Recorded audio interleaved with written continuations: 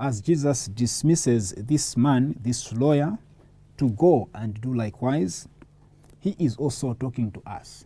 He's sending us to go and do likewise. Go and do likewise. Go and do what? Go and show compassion to that person in distress. Go and show love to that person who is a total stranger to you, but who needs your help. That's what Jesus is saying. Go and do likewise. Go and do the same thing that the Samaritan does to the person that fell in the hands of the robbers. If you understood the relationship that existed between the Samaritans and the Jews, you would appreciate a lot what this Samaritan did for this person that he found lying half dead. The Samaritans and the Jews were enemies. They were not supposed to be mingling. They were not supposed to be attending to each other. They were not supposed to be looking eye to eye at each other. They were not supposed to relate in any way. They were enemies for many years. This person that fell in the hands of the robbers, the fact that he is coming from Jerusalem going to Jericho gives you an idea that this person is a Jew.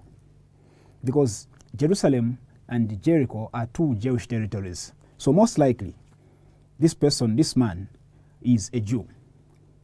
And we also have two other Jews that find him half dead, almost, half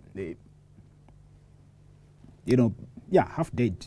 It's actually dead, kind of. There's a priest, there's the Levite. But they don't do anything. And this is supposed to be their brother. This is supposed to be their person.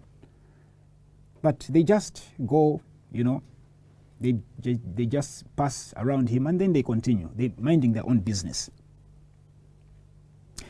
But then a third person comes, a Samaritan, and finds this person lying half dead, half dead, whatever the case.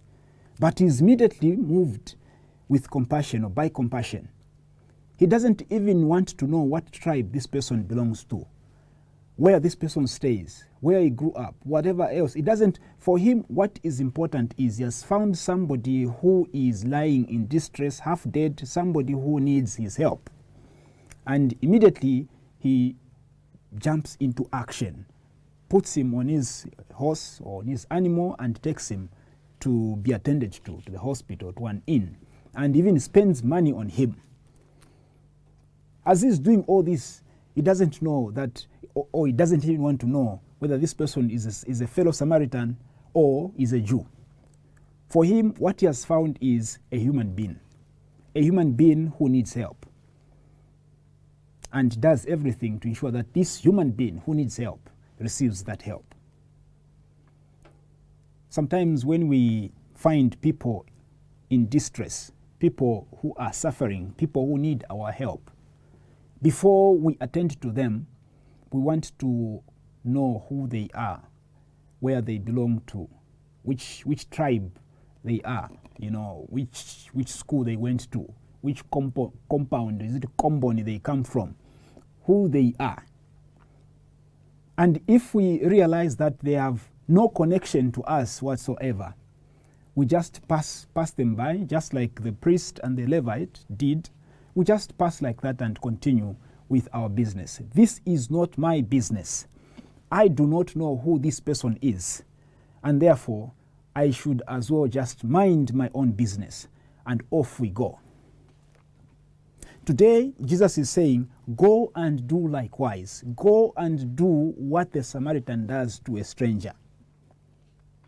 Pope Francis wrote an encyclical called Fratelli Tutti. And in that encyclical, it talks about how we are supposed to be attending to each other in hardship, in suffering. And it talks about the stranger on the road. There's a section on the stranger on the road. And that stranger on the road is this person that fell in the hands of the robbers.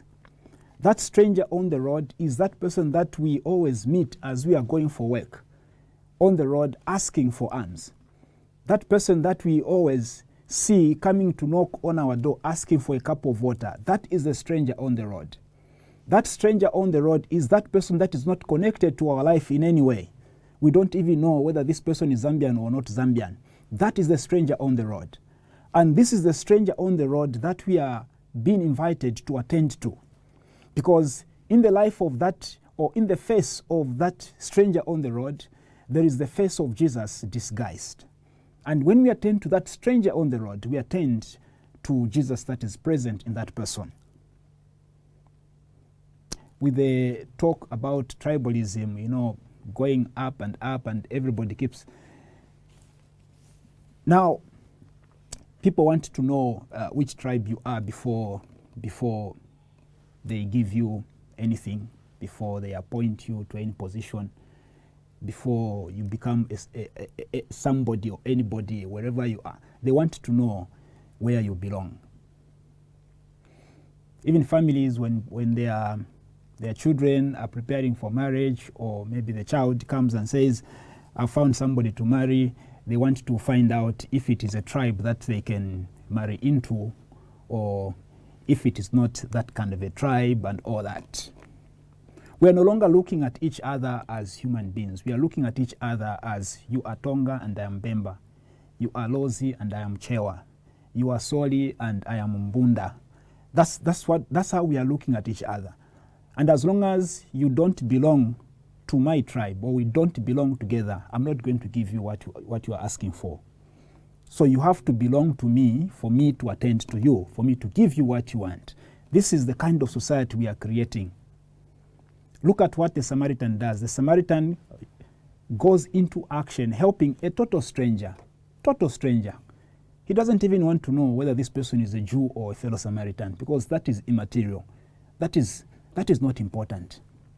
And that is the mind we need to develop as well.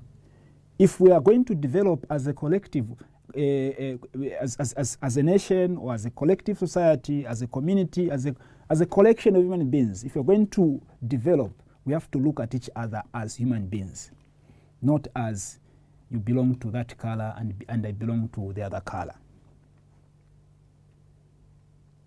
Jesus says, go and do likewise. Go and do the same thing that the Samaritan does to a stranger. In our life, we are always meeting that stranger on the road that Pope Francis talks about. We are always meeting that stranger on the road. What is our attitude towards that stranger on the road who needs our help? Do we have to look at their face before we reach out? Amen.